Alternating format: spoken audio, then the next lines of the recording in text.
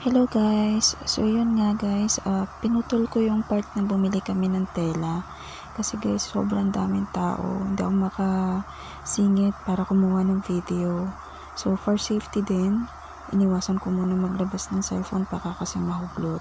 So dito sa part na to guys, hindi masyadong maraming tao kasi ang pinakadagsa talaga dun sa bilihan ng uniform, ng tela, tapos bilihan ng mga shoes or gamit pang school. So ito ngayon pupunta kami sa bilihan ng school supplies. So sana hindi masyadong maraming tao para kahit pa paano makakuha tayo ng konting video. So guys, samahan niyo ako. Tingnan natin kung makakamura pa tayo dito. Ayan.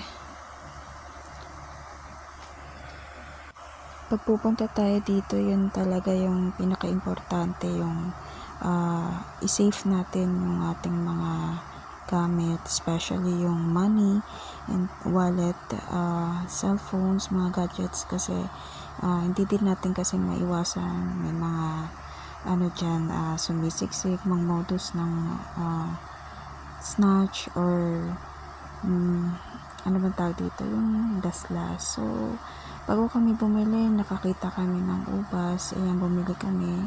Sobrang mahal pala. Hindi pala kasi buwan ng ubas ngayon. Kaya bumili kami ng 1 kilo lang para pang pasalubong sa mga kids. Para pag uwi namin, may kutkutin ba. So yun guys, matamis siya.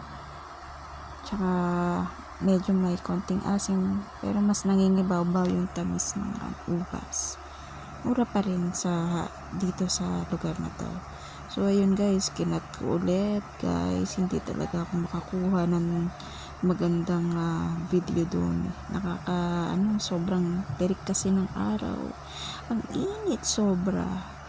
So yun, at the end is uuwi na kami kasi hindi ako nakakuha ng video doon. Ang hirap talaga makipagsiksikan guys.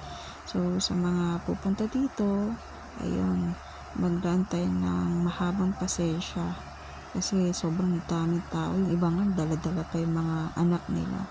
So yung mga bata yung umaangal. So yun guys, thank you for watching and thank you po, bye.